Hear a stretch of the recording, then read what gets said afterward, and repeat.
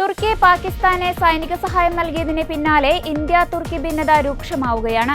തുർക്കിയിൽ നിന്നുള്ള സാധനങ്ങളുടെ ഇറക്കുമതി നിർത്തി വ്യാപാരികളടക്കം രംഗത്ത് വന്നിരുന്നു.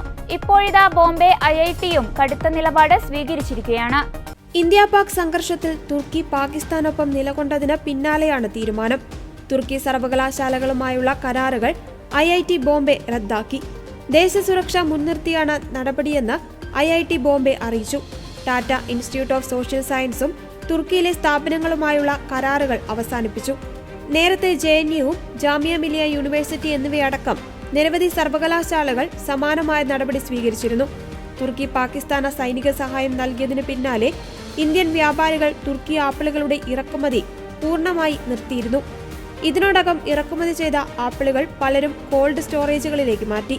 വ്യാപാരികൾ മാത്രമല്ല, ഉപഭോക്താക്കളും തുർക്കി ആപ്പിളുകളോട് മുഖം തിരിക്കുകയാണെന്ന് ദില്ലിയിലെ ഹോൾസെയിൽ ഡീലർമാർ പറയുന്നു. പാകിസ്ഥാൻ അനുകൂല നിലപാട് സ്വീകരിച്ചുള്ള തുർക്കിയോടുള്ള ഇന്ത്യയുടെ പ്രതിഷേധം വിവിധ മേഖലകളിൽ ശക്തമാവുകയാണ്.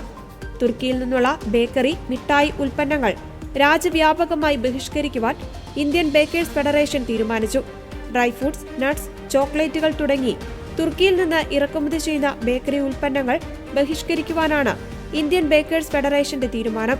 ജെല്ലുകൾ, ഫ്ലേവേഴ്സ്, പാക്കേജിംഗ് സൊല്യൂഷനുകൾ തുടങ്ങി തുർക്കിയിൽ നിന്ന് ഇറക്കുമതി ചെയ്യുന്ന ബേക്കറി യന്ത്രങ്ങൾ അടക്കമുള്ളവ ബഹിഷ്കരിക്കുമെന്ന് ബേക്കേഴ്സ് ഫെഡറേഷൻ അറിയിച്ചു.